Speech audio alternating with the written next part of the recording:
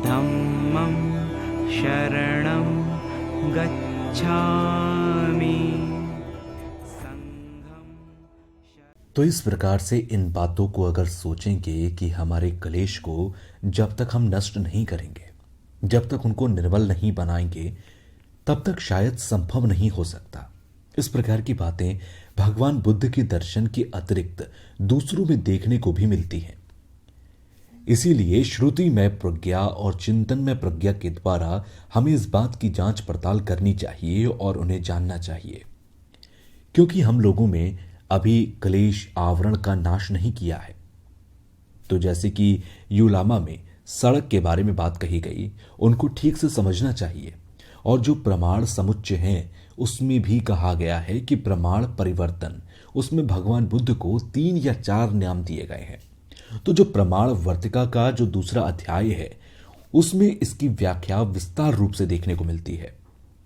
इनको जानने की कोशिश करनी चाहिए, अध्ययन करने की कोशिश करनी चाहिए। इसके अतिरिक्त चंद्र कीर्ति ने भी कहा है कि जो रथ पद को प्राप्त करना चाहते हैं उनको भी अभ्यास करना चाहिए, शरण में जाना चाहिए। बौद्ध सत्य मार्ग अभ्यास के समय जिनके कल्याण के लिए अपने शरीर का त्याग किया या अभिच नर्क में भी सहज किया, उनके ऋण चुकाने के लिए दूसरों पर अनेक उपकार किए जाने पर हर प्रकार का आदर करना चाहिए।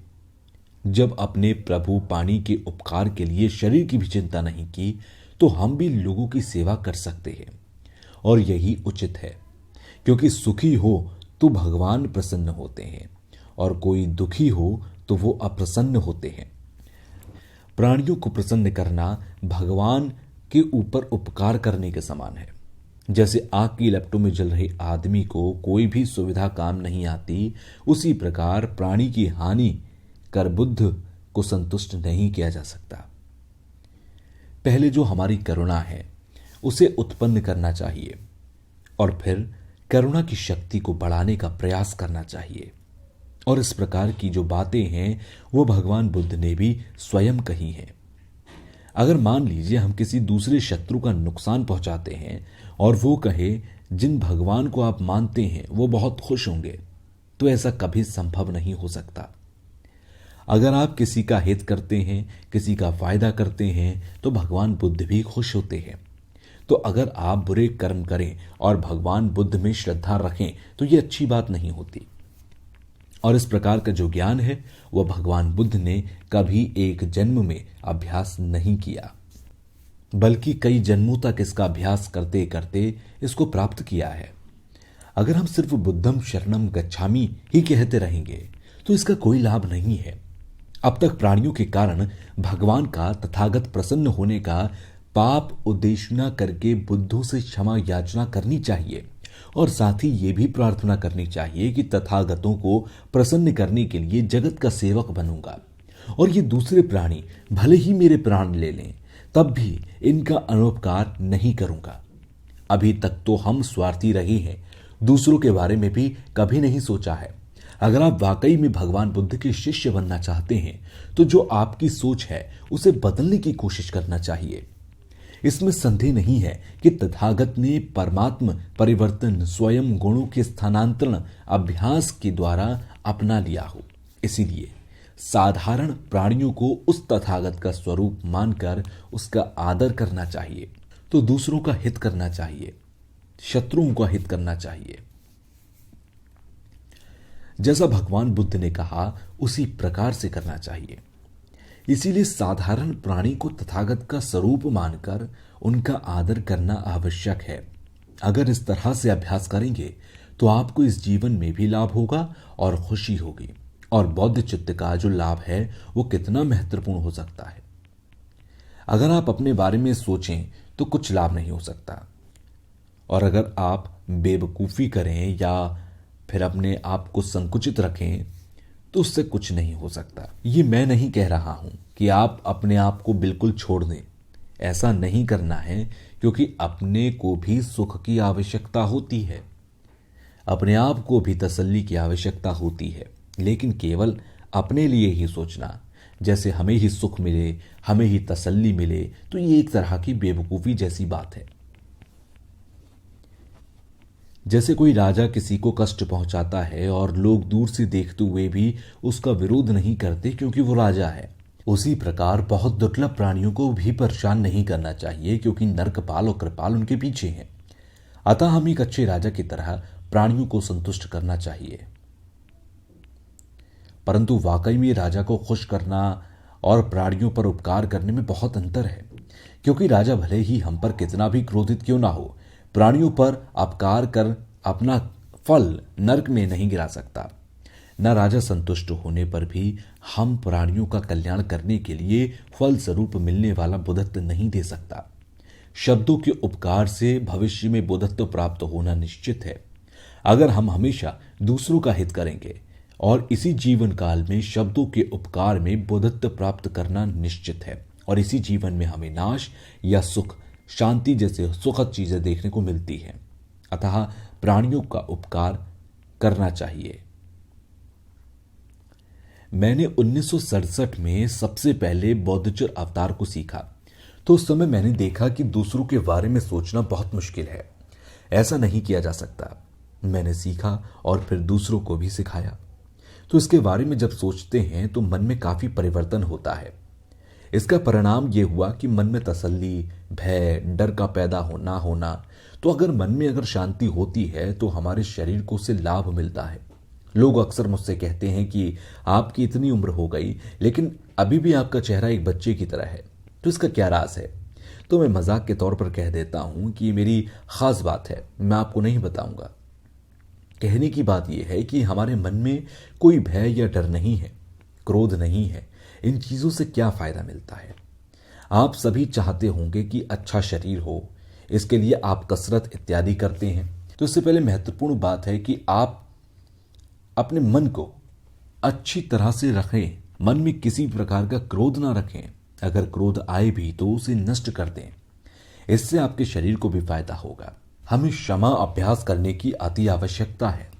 एक तो हमें बुद्धत्व प्राप्त करने के लिए अभ्यास करना चाहिए, दूसरा जो हमारी परेशानी या दुख हैं या दुश्मन हैं उनसे किस प्रकार से मुक्ति हो उसका भी प्रयास करना चाहिए। तो इनका अभ्यास बहुत प्रमुख है। जैसा कि वीर पारमिता में आता है कि क्षमा के अभ्यास के साथ दृढ़ भी आवश्यक है। दूसरा जो हमारी परेशानी या दुख है या दुश्मन है उनसे किस प्रकार से मुक्ति हो इसका अभ्यास करना चाहिए, इसका प्रयास करना चाहिए। तो इनका अभ्यास बहुत प्रमुख है। जैसा कि वीर पारमिता में आता है, क्षमा के अभ्यास के साथ दृढ़ भी आवश्यक है। तो यहां पर जो हमारी वीर पारमिता है उससे क्या फायदा हो सकता है? अगर हमारे अंदर वीर है अर्थात अभ्यास करने की हिम्मत है, तो जो पारगति की बात आती है या बुद्धत्व प्राप्त करने की बात आती है, जो व्यवस्था है उससे अभ्यास किया जा सकता है। अगर आपके अंदर वीर नहीं है अर्थात अभ्यास करने की क्षमता नहीं है, तो थोड़ा ही पढ़ने से आपके अंदर आलस उत्पन्न हो जाएगा, तो फिर आप पढ़ाई नहीं करेंगे। तो इसके लिए लगन होनी चाहिए। और कहते हैं कि हमें जानकारी नहीं है या फिर मुझे आता नहीं, तो ना आने की वजह से ही हम सीख रहे हैं, ये प्रयास करना चाहिए। क्योंकि कोई भी चीज इतनी आसान नहीं है, उसका बार बार अभ्यास होने से ही वो समझ में आती है। अतः वीर से ही प्रज्ञा का विकास संभव है, जिनसे निर्माण की प्राप्ति होती है। वीर अभ्यास का अर्थ ये नहीं है कि बहुत शक्ति की आवश्यकता होती है, बल्कि इसका अर्थ है जो पुण्य कर्म है उसकी तरफ आपका मन लगे, उसे वीर कहा जाता है। इसका यही स्वभाव है, ये पुण्य कर्म की तरह आपके मन को खींचता है। अगर दूसरों को नुकसान पहुंचाने के लिए आप मेहनत कर रहे हैं तो भले ही ये मेहनत कहलाए, लेकिन ये वीर नहीं कहलाएगा। क्योंकि वीर का अर्थ ये है कि जो पुण्य कर्म की ओर आपको लेकर जाए। अब यहां प्रश्न है कि इस आलस की जड़ का कारण क्या है? विषाद के साथ सांसारिक भोग, शिक्षा नीति और सांसारिक दुखों से विमुख ना होने जैसी बातों के कारण आलस उत्पन्न होता है। आलस को भी 2-3 प्रकार के रूप में बताया गया। जैसे कि जब मैं सुबह उठता हूं तो बहुत लोग गाड़ी चलाकर इधर उधर जाते हैं, वो भी प्रयास कर रहे होते हैं।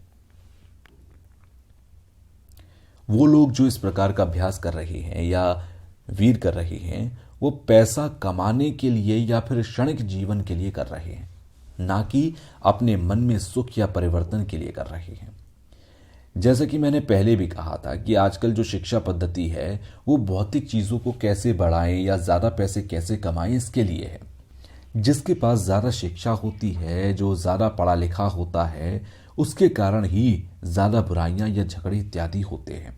जो पढ़ा लिखा नहीं होता तो वो ज़्यादा तंग नहीं करता, क्योंकि उसकी पढ़ाई जो है उसका वो अच्छी तरह उपयोग नहीं कर पाया। अगर अच्छे विचार वाला व्यक्ति हो तो वो अच्छी शिक्षा को अच्छी जगह लगा सकता है, क्योंकि हम लोग बहुत ज़्यादा व्यस्त होते हैं, सुबह से शाम तक बहुत व्यस्त होते हैं, लेकिन धर्म का अभ्यास नहीं कर पाते। ये इस प्रकार का आलस होता है जो अर्थहीन होता है। और फिर एक आलस वो होता है जिसमें हम कहते हैं कि ये तो हमसे ही हो नहीं सकता, ये तो मेरे बस में नहीं है, या चुपचाप बैठ जाते हैं। हम लोग अक्सर ऐसा ही करते हैं कि कोई भी काम अगर थोड़ा मुश्किल होता है तो हम यही कहते हैं कि ये तो हमसे संभव नहीं, ये मैं नहीं कर सकता, इस प्रकार का बहाना बना देते हैं।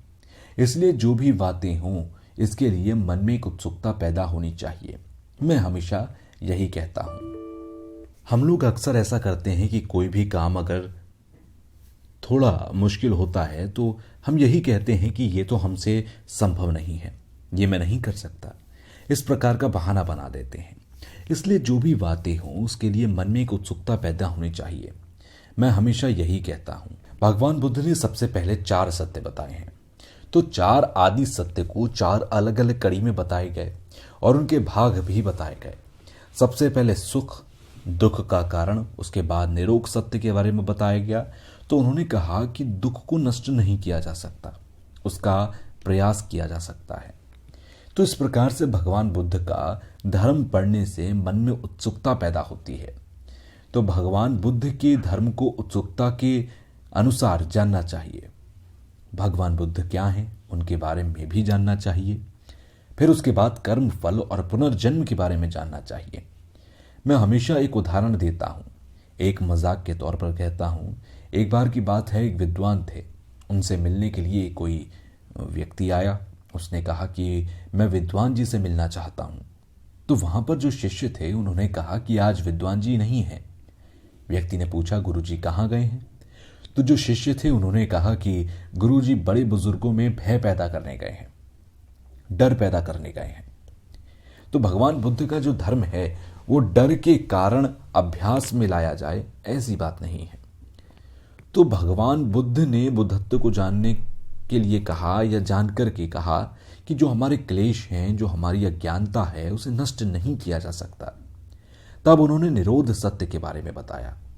ऐसा नहीं कहा कि तुम नरक में पैदा होगे या स्वर्ग में, या फिर गुरुजी का मानना चाहिए या गुरुजी को मानना चाहिए, उनकी पूजा अर्चना करें, ऐसा भगवान बुद्ध ने नहीं कहा। तो भगवान बुद्ध का जो धर्म है उसके अर्थ को अच्छी तरह समझना चाहिए और अपने मन में उत्सुकता पैदा करनी चाहिए। तो इस प्रकार जो समय को व्यर्थ करते रहते हैं और आलस करते रहते हैं, ऐसे आलस का हमें त्याग करना चाहिए। कहते हैं 3 कल्पों तक पुण्य का संचय करना होता है, और फिर कह देते हैं कि ये तो हमसे संभव नहीं है, और फिर कहते हैं कि एक जीवन में आप बुद्ध बन सकते हैं।